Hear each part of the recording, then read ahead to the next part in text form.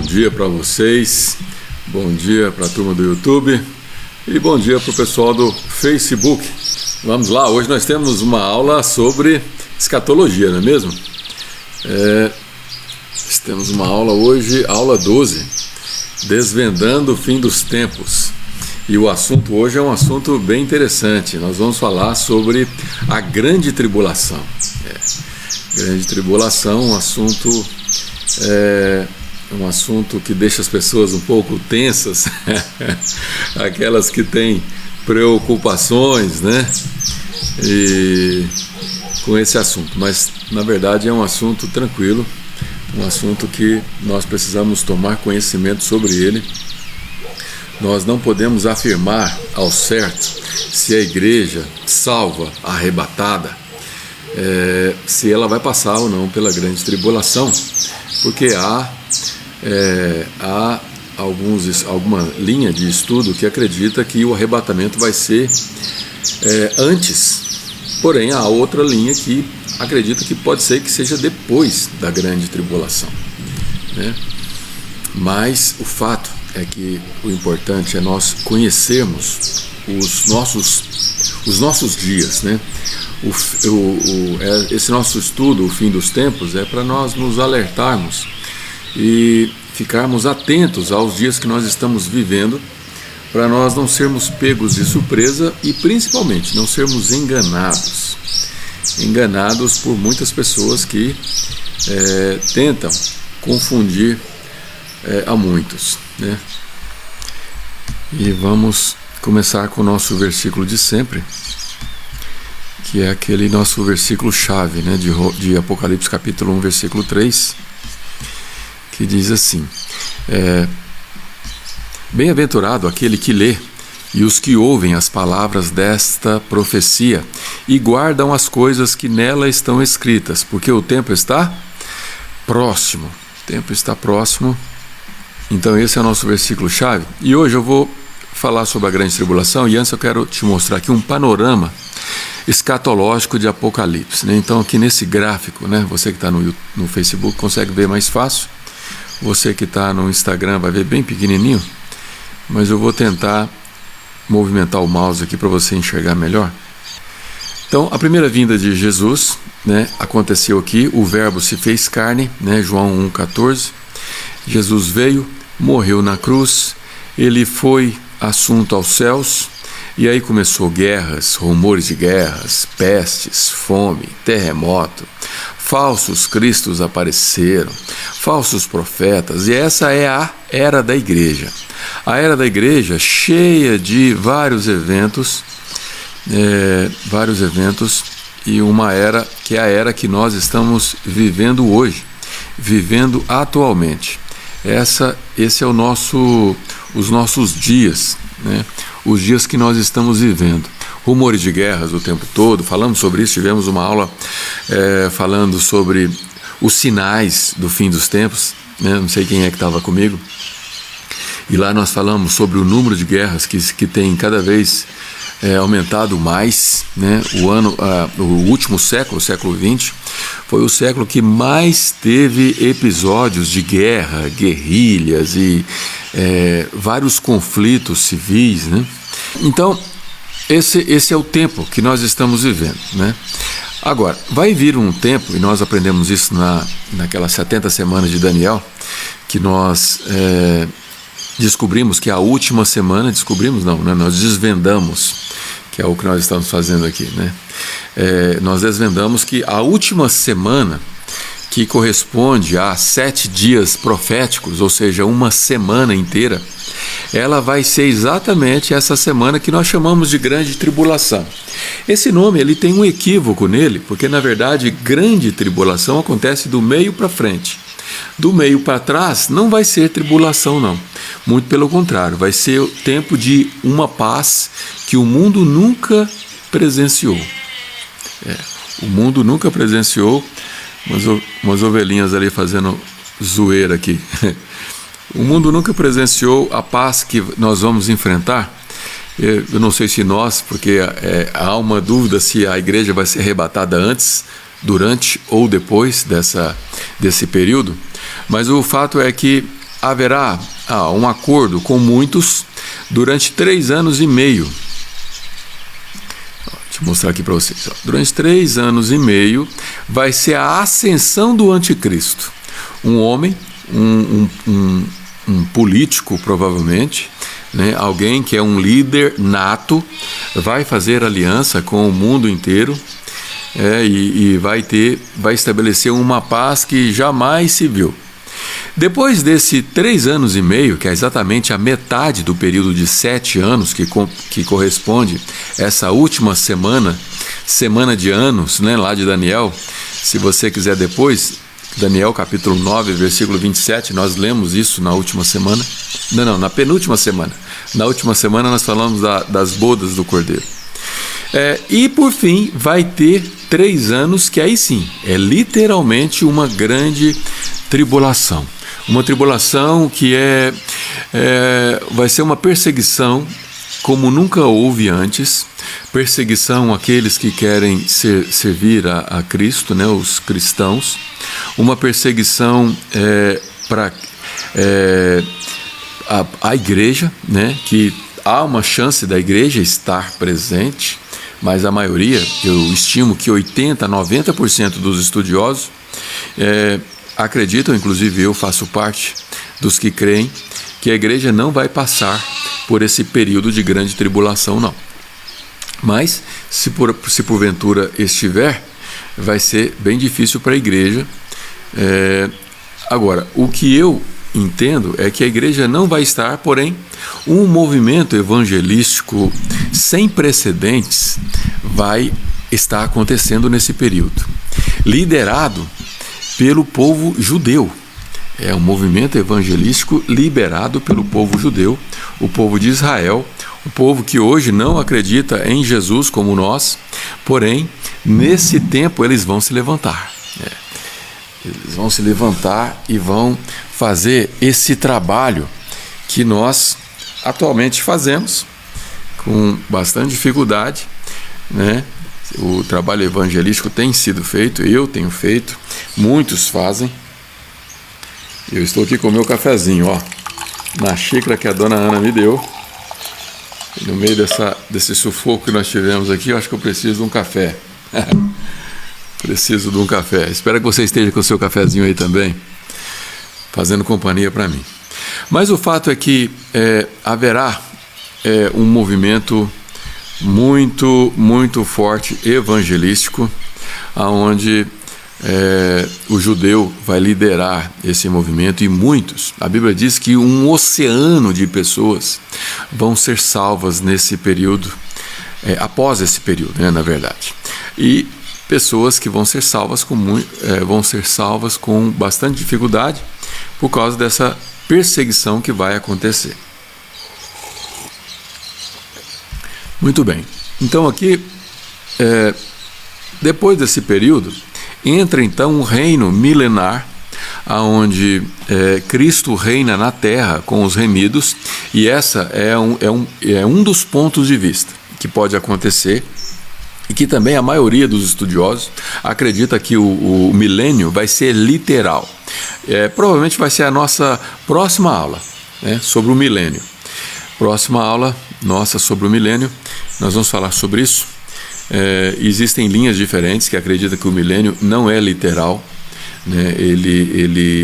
Bom, vou deixar isso para a aula sobre o milênio, senão a gente vai tomar o tempo precioso que nós não temos hoje, dado as circunstâncias aqui dos problemas técnicos que nós tivemos. Muito bem, então o assunto hoje aqui é essa semana aqui, esse centro, esse núcleo escatológico, 3 anos e meio. E agora nós vamos aqui para o nosso próximo versículo, que nós vamos ler, que é também no livro de Daniel, que diz assim: e tu, Daniel, encerra estas palavras e sela este livro até o tempo do fim. Muitos correrão de uma parte para outra, e o conhecimento se multiplicará. Daniel 12:4, né? Muitos correrão de uma parte para a outra, e o conhecimento se multiplicará, e de fato isso tem acontecido. E aqui nós vamos agora aprender algumas características desse anticristo, né? Dessa personificação de Satanás que vai vir em forma de homem. Seu governo, o governo do anticristo, daquele que vai se manifestar, a besta, né? Que Apocalipse revela, seu governo será próspero. Ele vai aparecer e ele vai fazer alianças e ele vai atuar em várias áreas. Ele convencerá o mundo acerca de uma nova ordem de paz mundial. Uma paz mundial. Provavelmente vai haver uma unificação da moeda. Na Europa já houve essa unificação tempos atrás, embora o Reino Unido não está muito satisfeito com ela, mas não sei se vai ser aquela mesma moeda ou se vai ser uma nova moeda. O fato é que nós sabemos que a nossa economia está prestes a passar por um colapso. Já tem estudos sobre isso, existem muitos falando sobre esse assunto. Um iminente colapso financeiro pode acontecer a qualquer momento e talvez isso seja o que antecede essa unificação, essas mudanças que nós estamos referindo aqui. Outra característica desse anticristo é que ele vai atuar na área política, econômica, ciência e religião, né? E essas áreas serão o objetivo do seu governo. Vai ser um período curto, pois logo a besta, né, se manifestará, né, ou seja, seu verdadeiro caráter maligno. Portanto, a besta é sim um homem que tem habilidades e o seu objetivo é governar na área política, econômica, na ciência, religião. E ele vai conseguir, durante 3 anos e meio, estabelecer uma paz sem precedentes, né? Só que logo depois desse período de 3 anos e meio de muita paz, ele então se manifesta como essa besta que Apocalipse menciona. Daniel, capítulo 11, versículo 36, diz assim: e este rei, né, este líder, esse governante, fará conforme a sua vontade, e levantar-se-á e engrandecer-se-á sobre todo Deus com letra minúscula, né? E contra o Deus com letra maiúscula, o Deus dos deuses, falará coisas espantosas e será próspero até que a ira se complete, porque aquilo que está determinado será feito, né? Então vai acontecer dele falar em nome de Deus, né? Ele vai usar um vocabulário e um linguajar que vai convencer a muitos, mas no tempo certo ele vai se manifestar. Versículo 27 do capítulo 9, né? Nós mencionamos ele lá atrás, no início, que diz assim, manifestamos a passagem e agora nós vamos ler novamente. Não novamente, lemos ele quando falamos sobre as 70 semanas. E ele firmará aliança com muitos por 1 semana, e na metade da semana fará cessar o sacrifício e a oblação. E esse cessar o sacrifício e a oblação, entende-se que já seja no novo templo, que ainda não foi construído, o novo templo em Jerusalém. E sobre a asa das abominações virá o assolador, e isso até a consumação, e o que está determinado será derramado sobre o assolador. Bem, uma referência sobre esse mesmo anticristo. Paz e segurança, e agora estamos em 1 Tessalonicenses capítulo 5, de 1 a 4, diz assim: mas, irmãos, acerca dos tempos e das estações, não necessitais de que se vos escreva, porque vós mesmos sabeis muito bem que o dia do Senhor virá como o ladrão de noite. Pois que, quando disserem a paz e segurança, então lhes sobrevirá repentina destruição, como as dores de parto àquela que está grávida, e de modo nenhum escaparão. Mas vós, irmãos, já não estais em trevas, para que aquele dia vos surpreenda como um ladrão. Bem, nós não estamos em trevas porque nós temos essa revelação. Revelação da parte de Deus, revelação que nos ajuda a entender, revelação que nos encoraja, inclusive, né, que nos encoraja a aprender mais sobre esse tema, né, como nós lemos logo no início. E o fato é que repentina destruição haverá depois de um período de paz. É o que nós lemos aqui. Em 2 Tessalonicenses, né, agora na segunda carta, capítulo 2, do 3 ao 12, um texto um pouco longo, mas eu acho importante nós lermos. Diz assim: ninguém de maneira alguma, vos engane, porque não será assim sem que antes venha a apostasia. A apostasia é justamente o que o anticristo vai fazer no meio do período de 7 anos. Ele vai se manifestar, né? e ele vai se manifestar com a apostasia. Onde eu parei?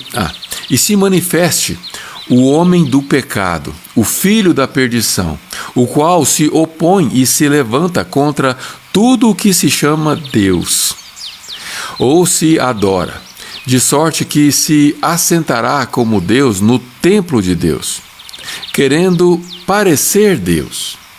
Não vos lembrais de que estas coisas vos dizia quando ainda estava conosco, né, quando Jesus ainda estava conosco?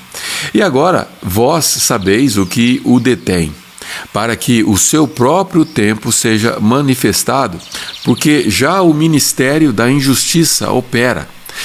Somente há um que agora o retém, até que do meio seja tirado. E aqui continuando, em 2 Tessalonicenses capítulo 2, versículo 3 a 12.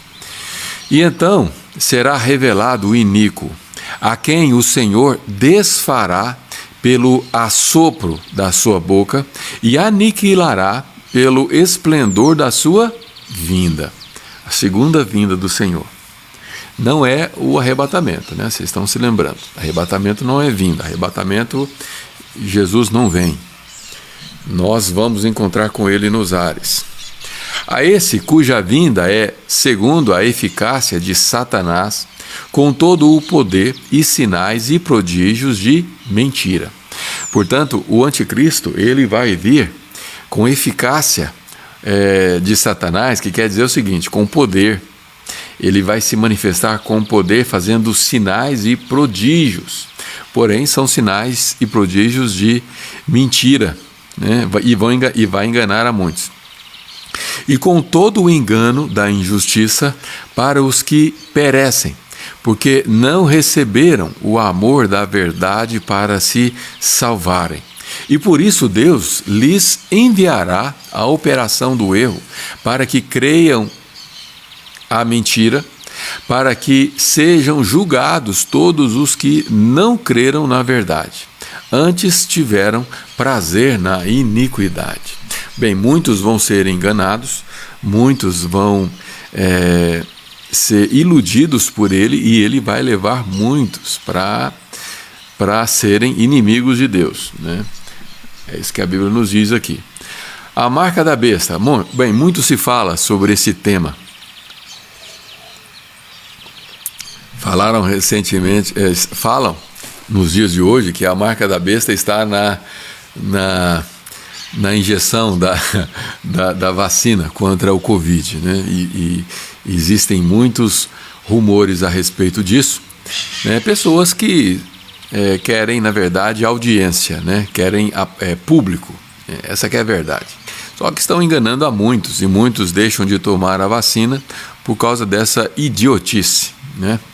A marca da besta não vai ser assim, não. E se fosse para ser algo que nós não soubéssemos, nós já teríamos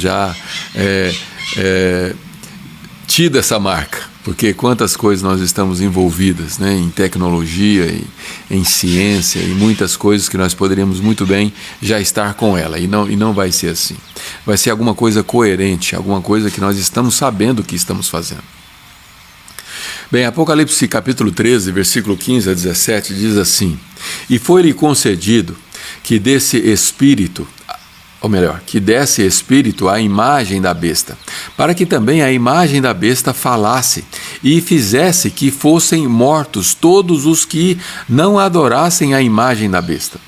E faz que a todos, pequenos e grandes, ricos e pobres, livres e servos, lhe seja posto um sinal na sua mão direita ou na sua testa, para que ninguém possa comprar ou vender, senão aquele que tiver o sinal ou o nome da besta ou o número do seu nome, né? Portanto, esse sinal vai poder comprovar que você o tem, porque sem ele você não consegue nem comprar nem vender. Portanto, não é uma vacina que vai te impedir de comprar ou vender. Talvez a ausência da vacina te impeça de você fazer algumas coisas, né? Por exemplo, repartições onde exige que você esteja em dia com a sua vacinação, né? Hoje não se exige a vacinação para viagem, né? Exceto alguns países, se eu não me engano, da América Latina, mas o que se exige é o teste do PCR para saber se você está ou não com o vírus. E vamos lá, vamos retomar aqui com o nosso panorama, para nós entendermos mais uma vez com mais clareza, né? Então aqui, recapitulando, Jesus veio, morreu, foi assunto aos céus, estamos nessa fase, era atual, que a Bíblia chama de princípio das dores, né? Na verdade é só um princípio, porque nós vivemos relativamente, de certa forma, em paz, porém muitos países sofrem em guerras e rumores de guerras e climas tensos, tensão em várias regiões do mundo. Mas haverá então esse período aqui de 7 anos, que são 7 dias proféticos, onde 3 anos e meio, metade desse período de paz e a outra metade. Aqui o pacto de paz será quebrado e a perseguição dos santos vai acontecer. Aqui vai surgir um grupo chamado 144 mil pessoas, que são compostas por judeus, né? 12 mil de cada tribo, que forma 144 mil. Nós vamos falar sobre eles em algum momento. E logo em seguida, Jesus vem aqui, depois da grande tribulação, vem a segunda vinda de Cristo, né? Que Jesus então vem e todo olho verá, isso está lá em Apocalipse capítulo 1, versículo 7, transformação, essa é a segunda vinda. E aqui começa o reino milenar, que nós vamos ter uma matéria sobre isso. Logo depois vem o trono branco, que é o juízo final, né? Abrir-se-á os livros, né? Os livros que foram selados, nós ainda não falamos sobre isso ainda. O lago de fogo, a besta é lançada no lago e é aprisionada, né, no lago de fogo. E aqui no trono, no juízo final, os condenados, aqueles que são inimigos de Deus, também são jogados aqui, né? E o inferno, que ainda não foi inaugurado, será inaugurado finalmente aqui, no final do reino milenar, aonde antes do reino milenar Satanás será preso, e aí sim nós vamos viver 1000 anos de paz, caso esse milênio seja milenar, que é o que a maioria acredita que seja. Portanto, esse é o panorama escatológico sobre a grande tribulação e os eventos que antecedem e precedem esses dias. Bem, esse assunto eu gosto de abrir para dúvidas, tirar dúvidas, porque é um assunto bem agitado, né? Um assunto que envolve muitos eventos, né? Tudo começa a se encaixar ia se concluir. E eu quero agradecer você que esteve conosco, esteve comigo aqui nessa luta que foi essa live de hoje. Uma luta, porém cumprimos a missão, né? Às vezes as batalhas são difíceis mesmo, mas o importante é que a missão foi cumprida. Um beijo para vocês, tenham um bom dia, um dia abençoado.